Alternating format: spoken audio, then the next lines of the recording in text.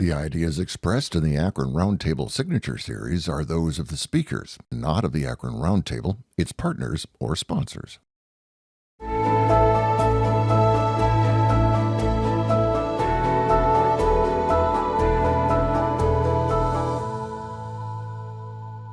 I'm very honored to introduce a fellow journalist here. As he said, Alex Shephard is the senior editor of the New Republic, where he's covered politics and culture since 2015. And that's been such a boring period. I don't know how he's found anything to cover or write about. There really hasn't been much going on in politics, lately. So, so very busy with that topic.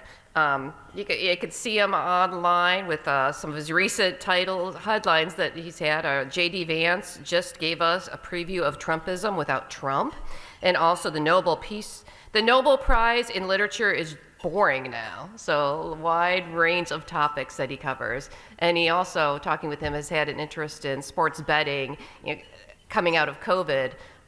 Noticing going places and seeing the rise in people on their phones, and rather than just watching the sports, actually placing bets, and wanted to look into what that impact has been, so he'll be sharing more on that. In addition to his role at New Republic, you might recognize him from some of his regular appearances, providing political analysis and commentary for MSNBC, SiriusXM, and CBS Radio. And he also covers politics and sports for Sky News. And then outside of politics, he is the co-host of Mr. Difficult, which is a podcast about contemporary authors. And he's the co-founder of Full Stop, which is a literary review focusing on works in translation. And it typically features debut authors and those that are ignored by mainstream publications. So check that out too.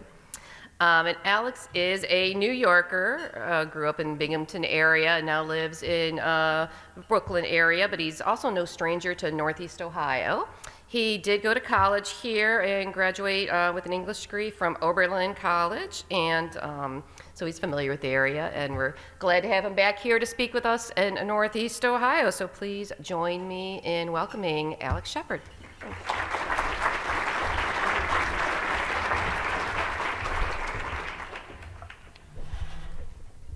Thank you so much for having me. As was just mentioned, Northeast Ohio is a special place in my heart, though I hope you won't hold the Oberlin College thing against me. In any case, it's a real honor to be speaking to you today in Terry Pluto country. Last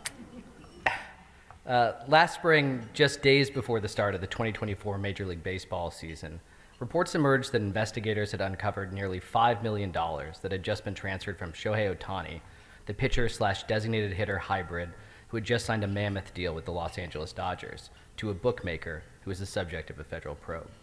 To say that the story caused an earthquake in the world of sports would be an understatement. Ohtani was, and still very much is, baseball's biggest star, a generational talent who may very well be the best player since Babe Ruth. And yet here he was, embroiled in a scandal that threatened to undo his career and jeopardize the integrity of a sport that had only recently rebounded from the long aftermath of a steroid scandal that had tainted the reputation of many of the best players of the late 90s and early 2000s. Everywhere you turned, ESPN, sports radio, and especially social media, there was fevered speculation about what exactly was happening. Was Ohtani throwing games like the Chicago White Sox team, immortalized today as the Black Sox, that threw the 1919 World Series? Would he follow in Pete Rose's footsteps and be banned from baseball for gambling? When the Los Angeles Dodgers fired Ohtani's translator, Ippy Mizuhara, and alleged that he had stolen more than $15 million from Ohtani, there was more than a little eye-rolling. The story seemed far-fetched. Mizuhara owed everything to Ohtani, who he called his brother, and said he spent more time with him than he did with his own wife. Just weeks earlier, the two had been spotted goofing around together during a preseason trip to Japan. And how could anyone not realize they were missing $15 million? As a story, it was irresistible. Its central character was practically Homeric, stoical, square-jawed, and divinely talented. He was the throwback. In an era of oversaturation, he was so publicity-averse that shortly before the scandal broke, there was rabid speculation over the name of his dog. Not so long ago, his mythic qualities harkened back to an older era before scandal-tainted baseball. Now they suddenly seemed more insidious. The gargantuan sum hovering over everything, $15 million, only made it seem more fantastic. Its stakes were certainly existential. It threatened the future of one beloved, if embattled, institution, professional baseball, and one that was the personification of pure evil, the Los Angeles Dodgers. But its consequences would be limited to a game. If there was a tragedy, it seemed more Greek than human. We were either witnessing the downfall of a flawed hero, or perhaps that hero's betrayal by his mortal aide-de-camp.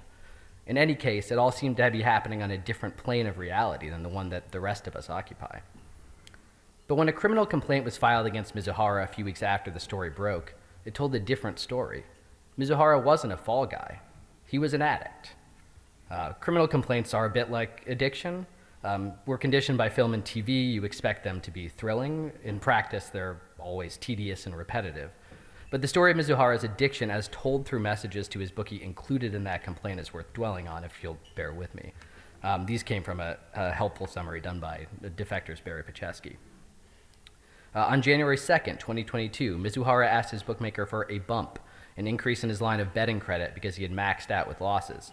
Reload my account, he asked. I lost it all. On January 15th, Mizuhara sought a credit increase. I lost it all, LOL. Can you ask the bookmaker if you can bump me $50K? This will be my last one for a while if I lose it. On November 14th, Mizuhara wrote, I'm terrible at this sports betting thing, huh? LOL. Any chance you can bump me again? As you know, you don't have to worry about me not paying. On December 9th, Mizuhara wrote, can you bump me last 200?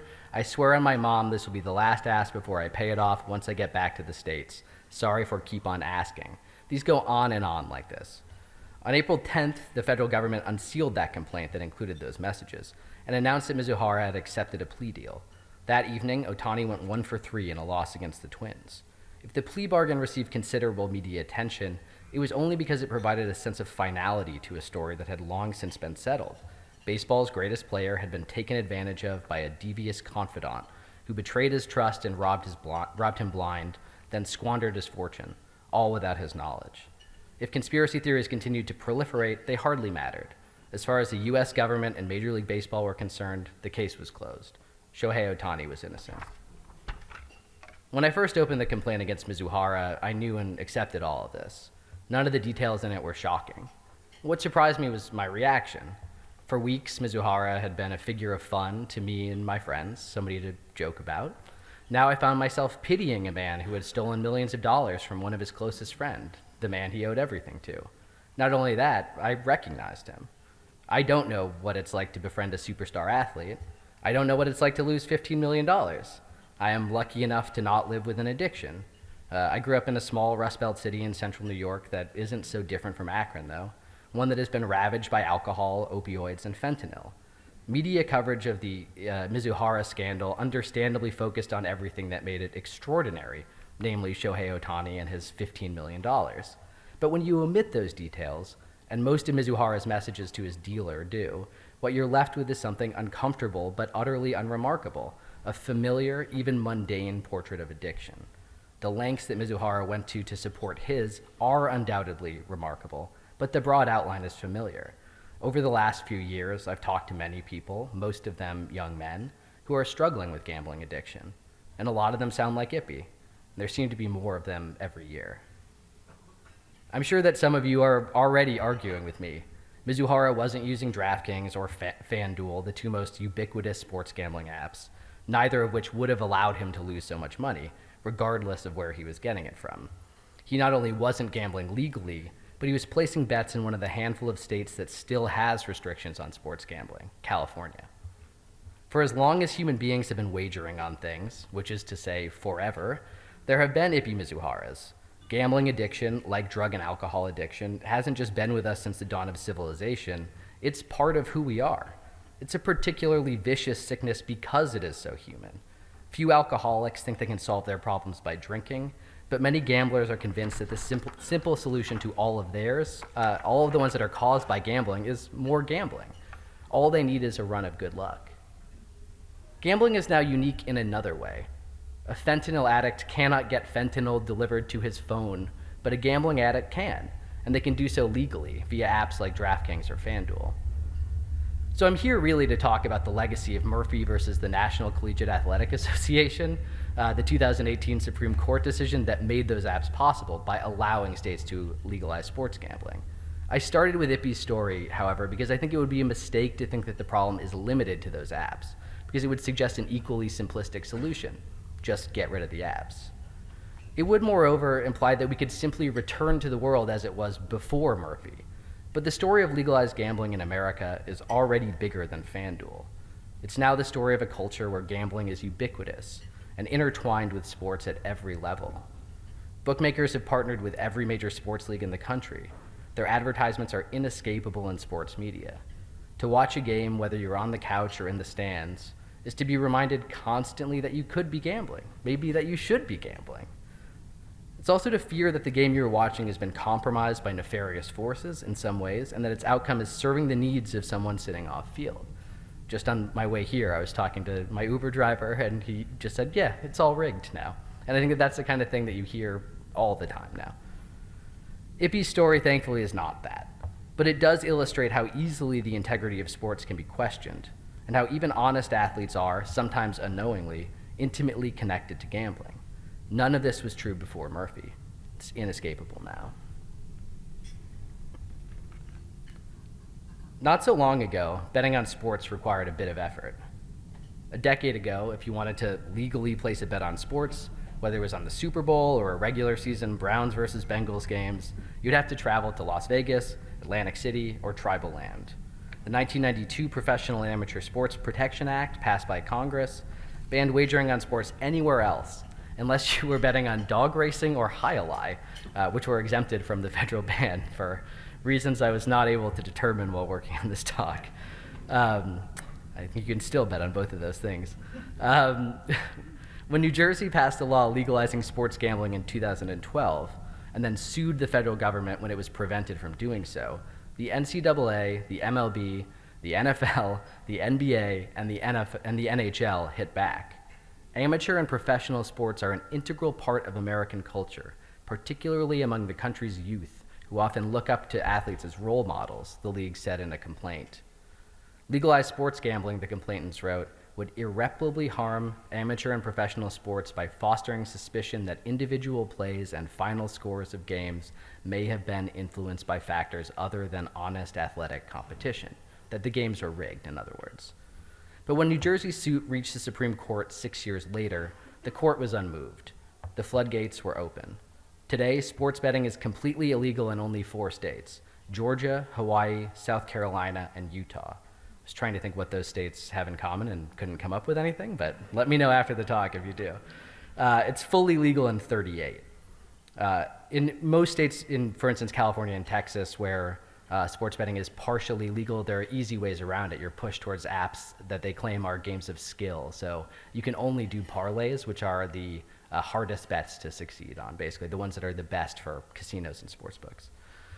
Every single one of the leagues I mentioned earlier that petitioned the Supreme Court to block sports gambling are now aligned with bookmakers via lucrative, in some cases, multi-billion-dollar partnerships.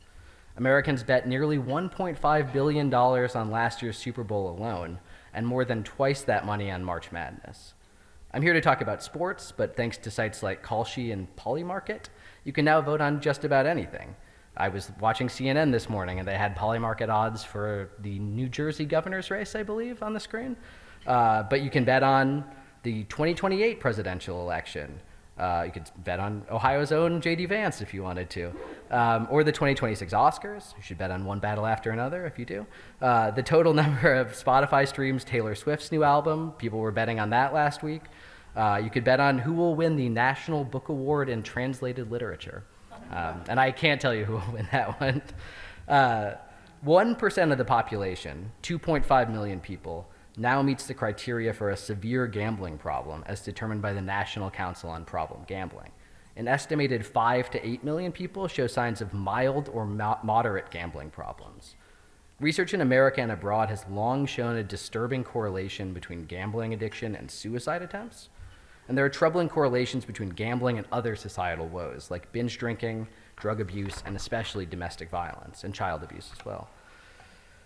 These findings largely align with those from other countries, especially those that legalized sports gambling before the United States, most notably the United Kingdom, where a lot of the best social research is being done, and especially in The Guardian, some of the best reporting.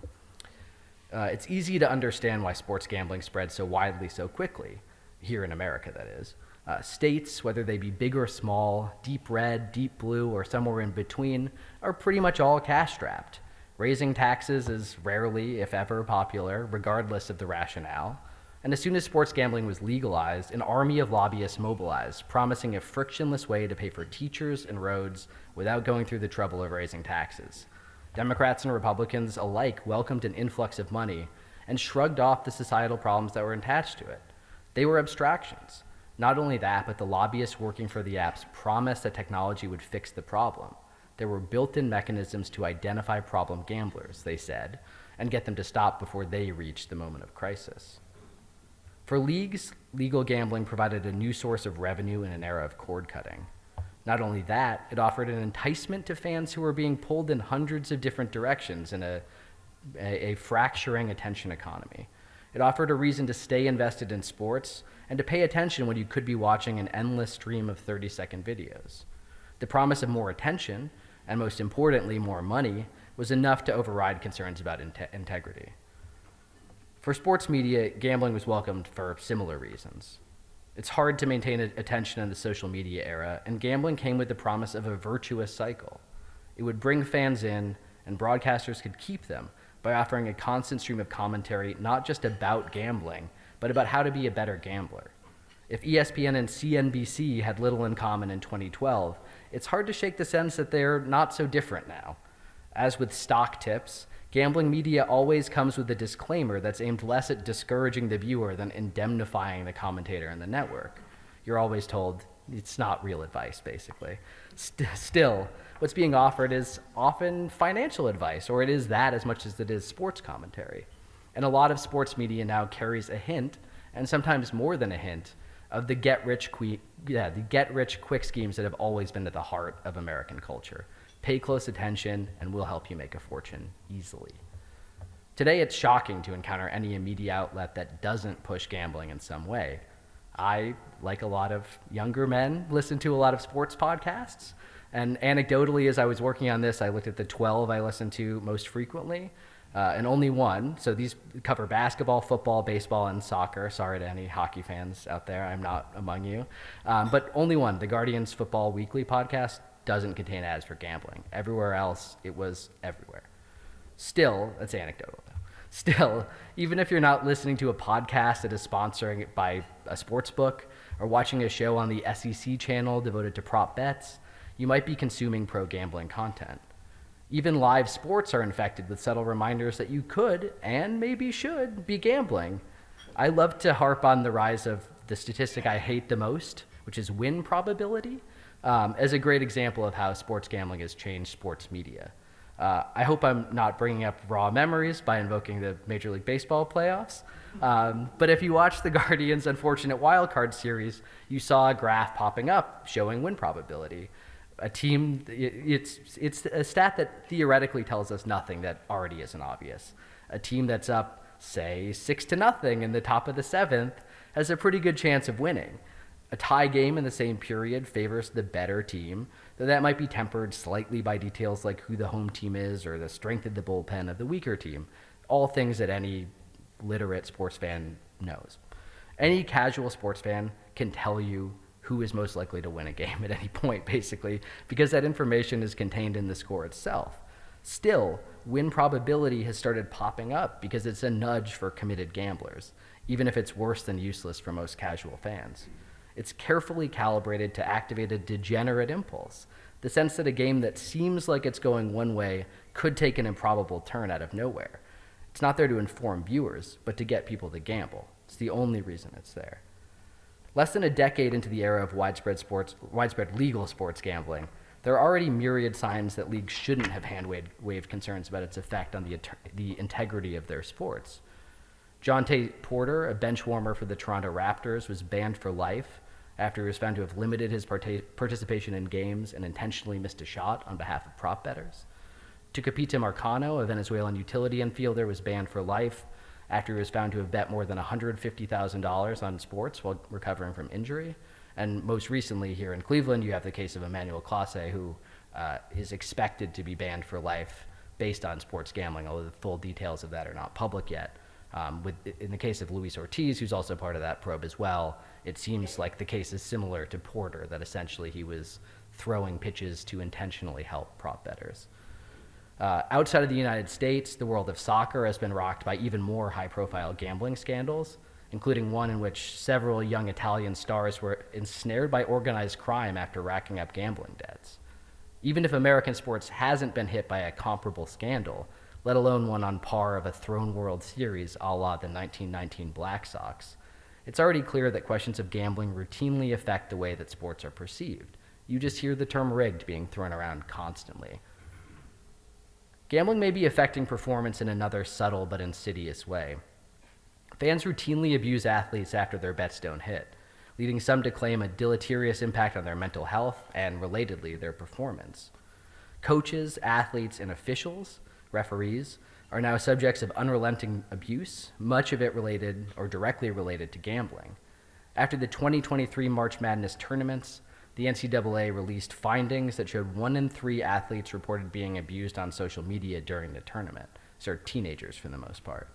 They're doxxed, they're threatened, often over the relatively innocuous and immaterial statistics that dictate prop betting. The spread, how many rebounds you get, a blocked shot, an errant free throw attempt.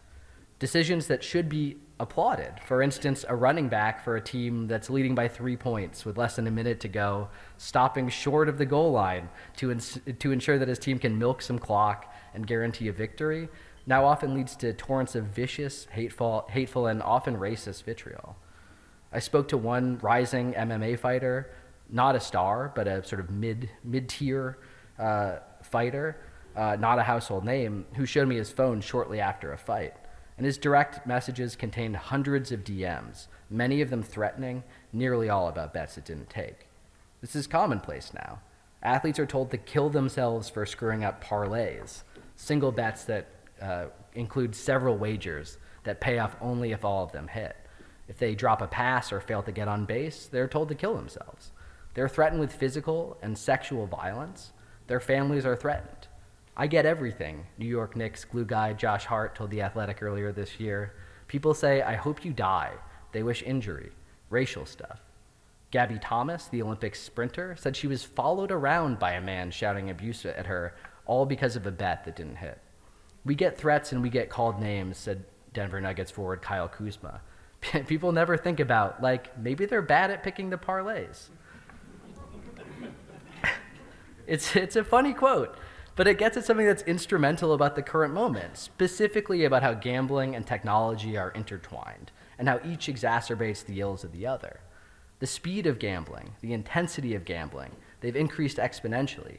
We've fundamentally changed the way people gamble. Harry Levant, the director of gambling policy with the Public Health Advocacy Institute at Northeastern University, told the Washington Post earlier this year, social media creates this idea of anonymity. We shouldn't be quite so surprised when we see an increase in the number of people demonstrating antisocial behavior. Social media enables and often encourages antisocial behavior, which is then further inflamed by gambling. The technology that allows fuming losers to harass athletes has been carefully honed to exacerbate their addictions. Gambling apps work in pretty much the same way that apps like Facebook or X do. They're designed to keep you coming back, and once you're there, to keep you there as long as possible. They deliver nudges and incentives to gamble, and the palpable sense that you're missing out on something special when you're not. Those nudges nearly always push you towards bets with huge payoffs and sky-high odds, most notably parlays, that rarely ever hit. Even when they do, these apps make it significantly harder to withdraw money than they do to deposit funds. To deposit money on one of these apps, I was just doing this earlier, you usually have to complete a couple of steps. You may click twice. Taking that money out, however, is almost always more complicated. If you're lucky enough to come out on top, it usually takes 4 or 5 times as many steps to withdraw funds than it does to deposit them. Excuse me. And while you're trying to take the money out, you're being nudged to stake those winnings on another wager. It'd be possible for me to get a glass of water, actually, I'm sorry. Sorry to Marco Rubio my talk. I thought I could make it through 18 pages. I won't duck, though, I promise. Thank you so much.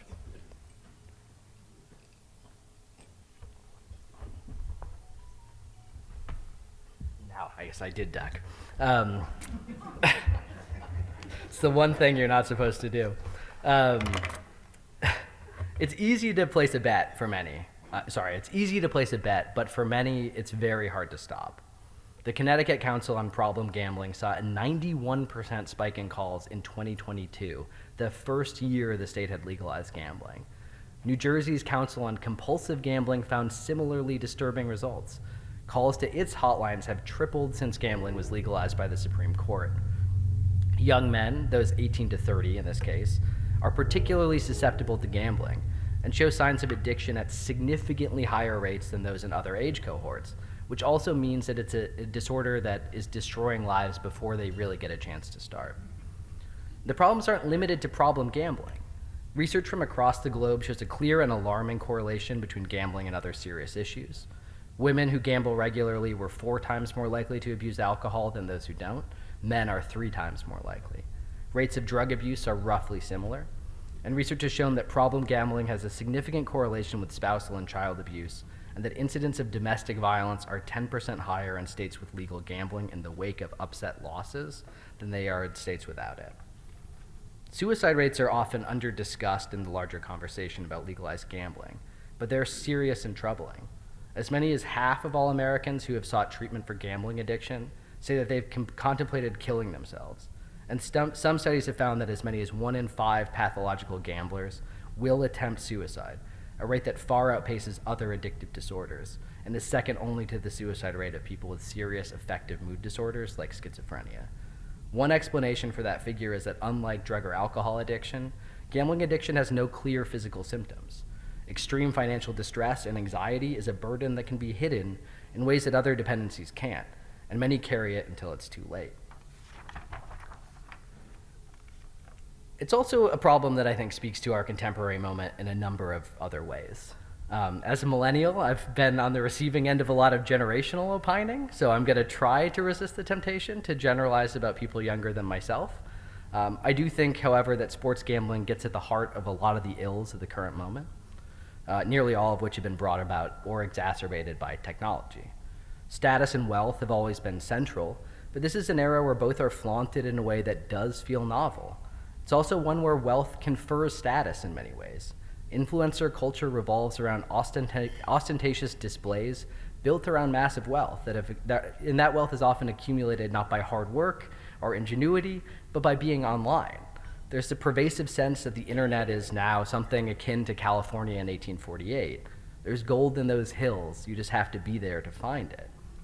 Hustle culture and the internet, meanwhile, have transformed just about everything we encounter or consume into an opportunity to make money. Sports are no different. If you're watching sports and not gambling, you're losing money. That's the message that you get from pro-gambling influencers and from sports media. All of that feeds a huge driver of gambling addiction, which preys on dopamine levels in a way that is astonishingly human. We are all residents of a planet where life is chaotic and uncontrollable. Gambling is addictive because it gives us the rush of feeling like we're masters of reality, that we're benefiting from that randomness and chaos instead of being at the mercy of it. In an era of wage stagnation and the hollowing out of stable middle-class jobs, it's also easy to see the pull of something that offers a path to economic self-sufficiency. I don't think it's accidental that most experts agree that problem gambling increased dramatically during the pandemic, a time of heightened anxiety, economic stagnation, and decreased social cohesion. Leagues fell in love with sports gambling because it ensnares casual fans, and theoretically at least, it can make any game matter to a viewer. But in an era of decreased social cohesion and increased cultural fragmentation, sports are one of the few things that can bring us together. Gambling threatens that too. Sports are an important, under-discussed part of social cohesion, particularly in an era of cultural homogenization and increased political partisanship. Economic changes have, for good and ill, blurred regional distinctions in a number of different ways, but it does still matter if you root for the Jets or the Giants. I'm a Bills fan, for what it's worth. Which, don't talk to me about that, please, right now. Or it matters if you root for the Bengals or the Browns, and certainly the Ravens or the Browns. But by adding stakes to individual parts of games, the number of rebounds that Evan Mobley grabs or how many field goals he attempts, fans' attention is divided in a way that I think has subtle consequences. Fans are encouraged to gamble on players and teams that are rivals of the team that they support in a way that I think diminishes their connection to their team. I go to a handful of Knicks games every year, and over the last few years, I've seen an increase of young men decked out in orange and blue who are cheering when an opposing team hits a field goal. And it's because one of their parlays just hit, and it drives me crazy, if you can't tell. If it's not already clear, I find this personally annoying, but as someone who frets about community bonds and social cohesion, I think it does matter. So where do we go from here? Despite the clear, irrefutable wealth of research showing that legalized gambling has had significant negative impact on American life, it's not a question enough people are asking. Leagues and media organizations are raking in too much money. They don't want to jeopardize vital income streams. It's worth noting that the two largest sports media organizations in the country, ESPN and the New York Times, which owns The Athletic, have both done admirable and significant reporting about the American gambling epidemic. But it's undeniable that that reporting pales in comparison to the pro-gambling output that both outlets produce. It exceeds that kind of journalism. Politicians are seemingly just as disinterested in what could fairly be described as an epidemic. Here, too, you can follow the money and get an answer that tells almost the whole story. The revenue that states receive from gambling is a pittance compared to what sportsbooks rake in, but it's far from insubstantial. No one wants to jeopardize an income stream that pays for services. More than that, no one wants to have to replace it with tax increases. There's another story here as well, and though it involves politics, I'll try to tell it without getting too political. But not so long ago, both parties had sizable constituencies and sensibilities that made them approach legalized gambling cautiously, if not with outright hostility. For Republicans, there were moral grounds to oppose it, especially among Christian conservatives suspicious not only of vice, but of vocations that made a mockery of the virtues of hard work and discipline. For Democrats, it was an affront to egalitarian principles, and it redistributed money from the poor to the most avaricious of big businesses, casinos. Although the general character of both parties is still broadly similar to what it was a half-century ago, the parties themselves are significantly diminished to where they were in the years after World War II. They're what political scientists Sam Rosenfeld and Danny Schlotzman have called hollow parties, unable to effectively organize their voters, or in many cases their politicians, to achieve specific ends. As a result, they are susceptible to highly motivated interest groups, like, for our purposes, a gambling lobby that tells them what they want to hear. It is, in other words, harder than ever for politicians to act in the public interest. That is truer in the case of gambling than it is in other policy areas, because even though young men are disproportionately harmed by gambling addiction, gambling is very popular with young men. The 18 to 30 cohort is coveted by both parties. The last election was decided in part because of the influence of the podcasters and YouTubers in the so-called manosphere, where sports gambling is very popular, and certainly more popular than electoral politics. Gambling regulation would risk blowback in these spaces, and with young men, a risk neither party seems eager to take. That may be changing, however. For all the talk of polarization, public opinion is still elastic and malleable, and there are signs that it is shifting on gambling. Today, 43% of American adults say legal sports betting is a bad thing for society, up from 34% in 2022. And 40% of adults now say it is a bad thing for sports, up from 33%. The number of young men who feel the same way is even higher, 47%, a figure that is almost double what it was just 3 years ago, when only 22% agreed. Still, sports gambling isn't going anywhere, even as public opinion shifts. It is still backed by an incredibly powerful lobby and supported by the commissioners of every major sports league, collegiate and professional, in the country. Although players' unions are speaking out more about the abuse they suffer as a direct result of legalized gambling, they aren't demanding a change that would cost athletes money too. Even if there was a shift in one or several of those areas, there is the little problem with the fact that the door to legalized sports gambling was opened by the Supreme Court. Even if a Congress that cannot keep the government funded were to somehow pass a ban on legal sports gambling, which is not going to happen, it's unlikely that the nation's highest court would feel any differently today or next year or any time in the foreseeable future than it did in 2018. Ippy Mizuhara should have been a wake-up call for the sports world. His story showcased not only the impossibility of quarantining sports from gambling, but the inevitability of scandal. In a world where gambling is permitted and ubiquitous, sports will always be brushing up against it in uncomfortable ways. Like all near misses, it was a warning. In this instance, there was no evidence that baseball's integrity was jeopardized. But that won't always be true, as we just saw this week with the Emmanuel Clase story. Eventually, players, maybe even star players, and possibly entire teams will be compromised.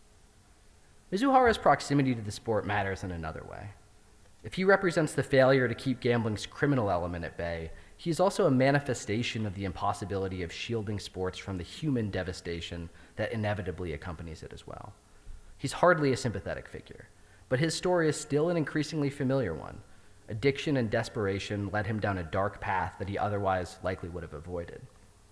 If his fate is easy for many to write off, one does not have to look very hard for more relatable victims of America's gambling addiction. People who have lost their homes and their families, or who have taken their own lives. Lives are being ruined, sometimes irreversibly. Is that worth the $250 million that Major League Baseball reportedly raked in the year before Mizuhara's arrest? For the MLB, its 32 teams, its players' union, and the media organizations that cover them, the answer is yes. The discussion of legal gambling has understandably focused on that trade-off, of the human misery that inevitably accompanies the hundreds of millions that flow to teams, leagues, and governments after sports gambling is legalized. That's a galling, pressing problem, but it's also one that is easy for many of us to write off. Most of us are not professional athletes or team owners, I think at least. While gambling addiction is a growing problem, it's still one that many of us will never experience or maybe even witness. But it is a problem. But there are a lot of problems going around these days, and this one is easy to dismiss as someone else's. I think it is our problem, though. Governments and leagues all over the world now accept a certain level of devastation in exchange for millions or even billions of dollars, and the human wreckage looks pretty similar whether you're in New York or London. I know it's a risky thing to say during college football season in Ohio, but if you've attended a soccer game or a cricket match abroad, you know that Americans don't have a monopoly on sports fandom, and they don't have a monopoly on gambling addiction either. Still, I think that America does have a unique relationship to sports, and that gambling threatens that relationship. For over a century, we've used football and baseball and basketball, and sometimes even hockey, to tell stories about who we are and what we stand for. Many of those stories are Rockwellian. We love sports stories that value fairness and hard work, and perhaps above all, ones where underdogs triumph in the face of adversity, stories that harken back to the American Revolution and the promise of a country where success is never preordained or inherited, but is instead derived from merit. It's a surprisingly malleable national story, one that has, especially in recent decades, also communicated our halting, incomplete path to racial equality. America is the nation of high school football and Jackie Robinson. It's the land of Rocky, Hoosiers, and Remember the Titans. But we don't tell ourselves those kind of stories as much as we used to. In Moneyball, the best sports movie of the last 15 years, our heroes, the cheapskate Oakland A's, falter in the face of the deep-pocketed, pinstripe New York Yankees. This isn't Rocky, and there is no winning and losing. Just a story about how merit and hard work only take you so far when your opponent is filthy rich. To tell us a story about sports now, to tell a story about America now, it has to be about money. Greed, ambition, individualism, these are qualities that are inseparable from our meritocratic ideas, and they're part of America's national story too. But it increasingly seems like that's the only story we have now. Gambling makes a mockery of ideals like sportsmanship, fair play, and community. It represents two of the most insidious aspects of contemporary life, the increasing atomization and financialization of society. Sports gambling disconnects us from our communities and replaces social bonds with get-rich-quick schemes. Sporting events are no longer occasions to connect with friends and family. They're opportunities to make money, a collective experience that has been replaced by an individualistic, selfish one. The end result is almost always the same. The house wins. Thank you very much.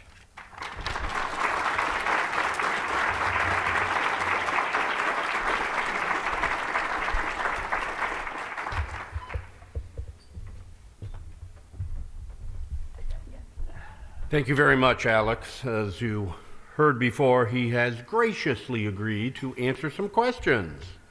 And we have a lot of them. Let me start out with some of the influences. So there's two different questions I'm going to focus on. And one is, how would you describe the influence, if any, of professional sports teams in gambling? And the second is a little darker. What about organized crime? If I understand the question correctly, it's how are teams actively participating? Yeah, well, is there a profit for sports teams? Oh, yeah, certainly. So, I mean, I think for individual players, the answer is a little more complicated. So it's technically no, but the way that most sort of collective bargaining agreements are done is that players get a share of the total revenue that leagues make. So most of that money comes from cable TV rights or streaming rights now, but you're seeing a huge uptick of gambling money. Now, that's important because the money from cable TV and streaming, although it's still gargantuan, billions of dollars, I think there's a sense that cord cutting and the kind of increased monopolization of telecom industries will make that money go down at some point, especially since leagues were banking on things like meteoric growth in China, which seems unlikely for geopolitical reasons, even if it was already halting for cultural reasons. So, you know, I think they always want the financial line to go up.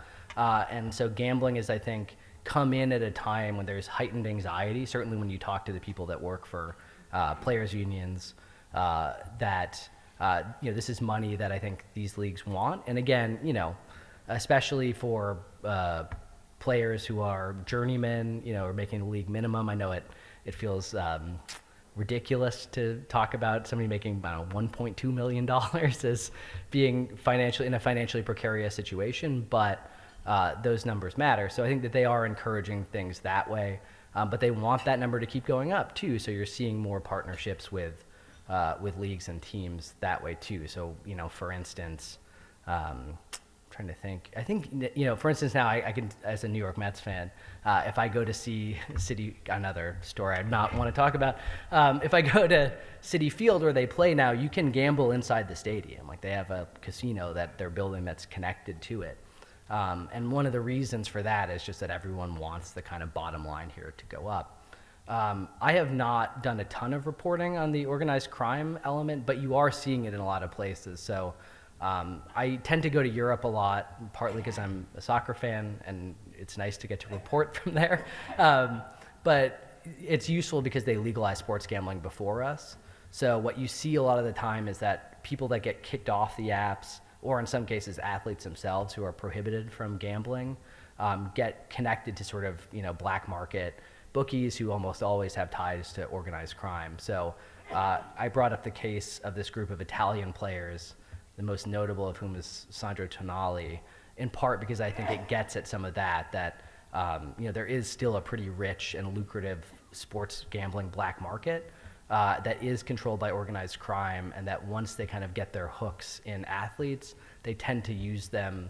In this case, there was sort of one player who was a gambling addict and got caught into this, and the mafia elements came to him and said, we want you to recruit other members of your team, which I believe is Juventus at the time. And so all of a sudden they did that so they could, you know, get players that they could then pressure to throw games, essentially. That, to the best of my knowledge, didn't happen, but it was a horrendous scandal, and it's something that, again, there's very much still a sort of black market for sports gambling in the U.S., and I think it's something that does threaten sports, particularly as it becomes more popular. Thank you. We have another question, and you talked a little bit about how different segments of society might approach gambling addiction. And Akron, of course, is the home of Alcoholics Anonymous. What do you see in cities around the nation regarding the funding of somewhat similar services regarding gambling addiction? And what can we do to give this issue the attention it deserves? It's a great question, and I know it seemed like I went on forever, but I was editing as I was talking with a sense to time, but I cut a section on this. So I think one of the big problems here is that there's almost no federal funding that goes to treat gambling addiction. Like zero, or actually $0. There are billions of dollars for drug addiction and alcoholism. And so I think I found some research from the National Council on Problem Gambling that said again, this is a slightly biased organization, but it claimed that gambling was 7 times more prevalent than other substance abuse disorders, but it received 300% less funding. So there's just no treatment. Some of that is just the novelty of it, and I think that people are still learning how to treat gambling addiction, which again used to be fairly geographically limited.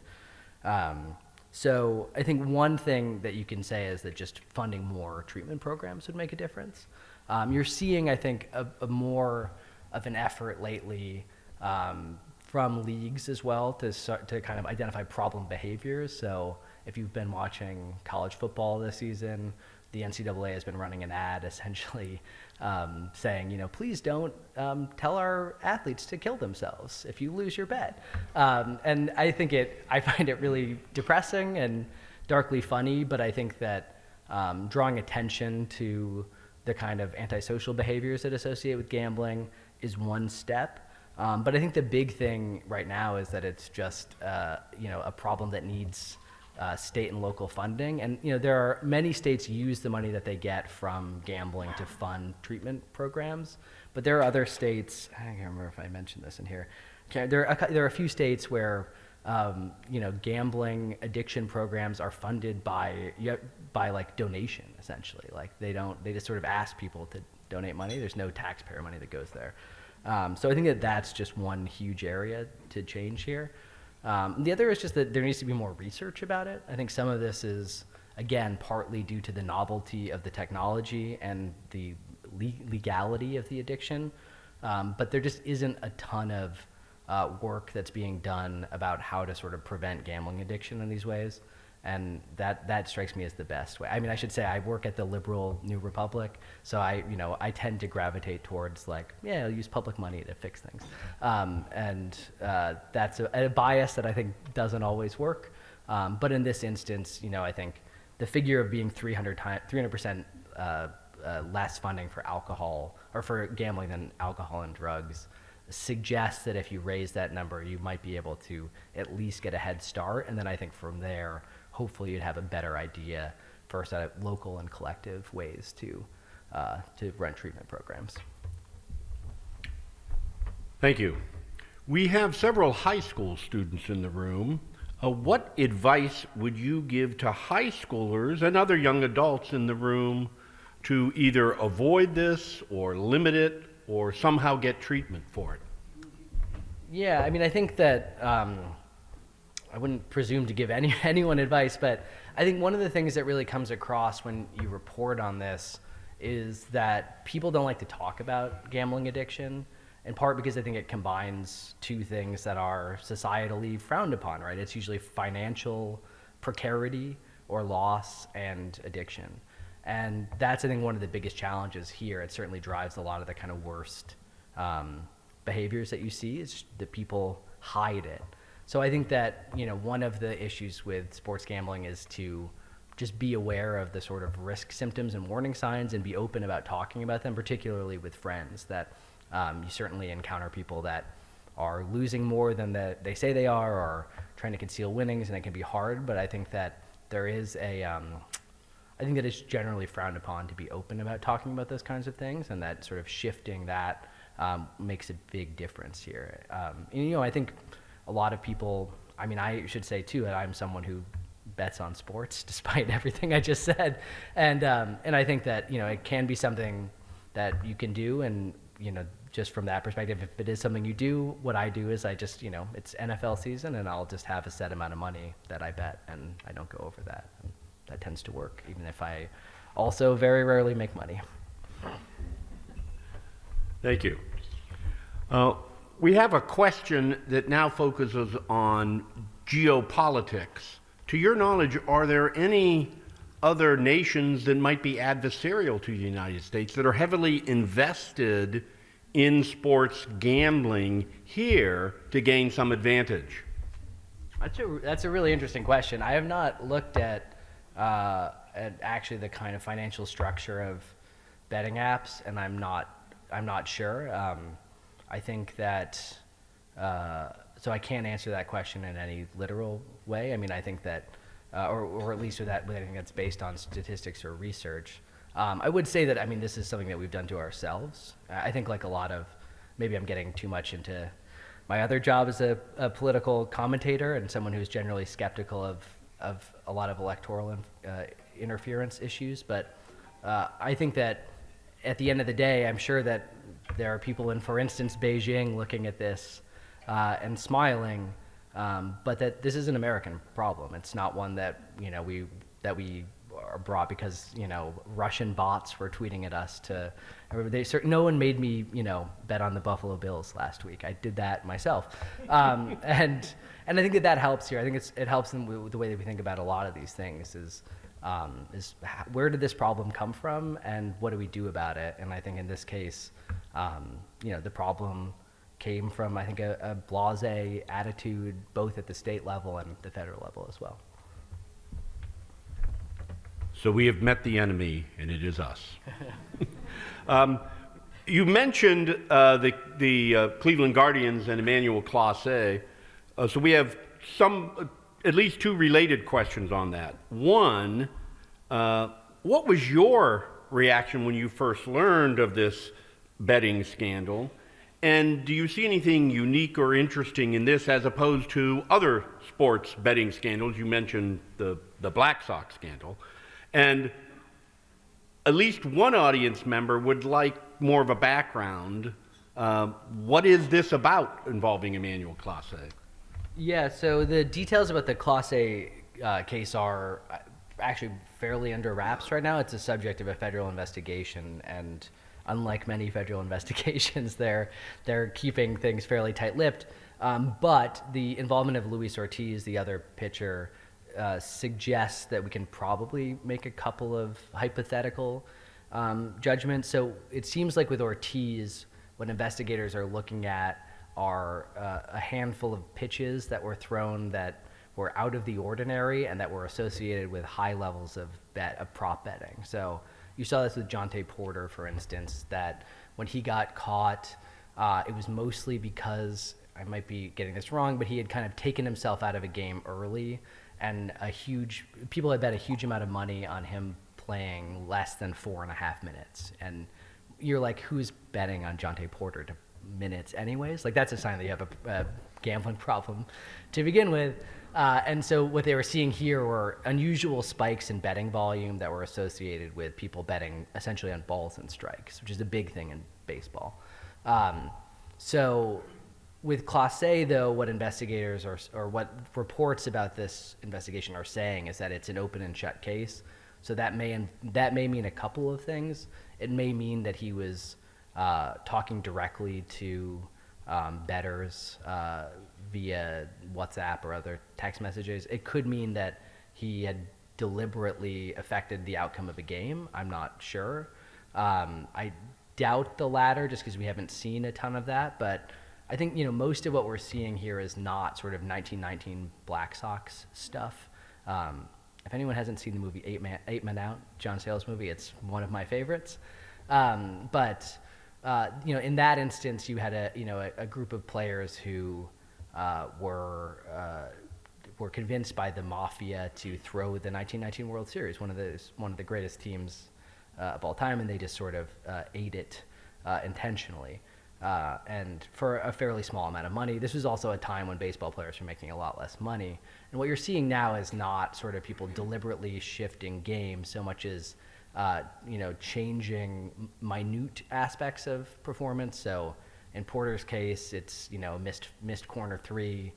Jonte Porter playing 5 minutes is not going to affect the outcome of any game.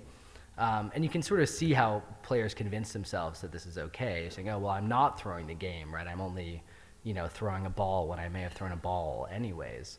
But that's how they're getting ensnared. And in many cases, it's people, it's many cases it's people like Porter or Ortiz who are kind of fringe players and folks who may not, be able to count on the $20 million that Emmanuel Clase was making. So they're, I think, easy for bettors to ensnare. In some cases, it's because they themselves have gambling addiction problems or owe money to bookies. The Clase case, though, I think is notable because of his prominence. I mean, he's, I think, probably the biggest athlete who's facing a significant ban that we've seen in this country. And that suggests, again, that this problem is spreading. And I would say, too, that, one of the things that really jumps out to me when I cover the sort of the scandals involving athletes is you forget that Emmanuel Clase is, he's 27, 28 years old. Like, they're the prime age for gambling addiction athletes. Like, they're young men. And, it's easy. I can't, I doubt I could throw a ball 65 miles an hour. But, in many other respects, professional athletes are just like us. And in this case, they're just as subject to things like gambling addiction as anyone else. Thank you very much, Alex. We are out of time, so I'm sorry I couldn't get to all the questions, but I'm sure Alex will still be here afterwards, and you can ask him that if he were a betting man, when would the federal shutdown come to an end? And he'll have an answer for you.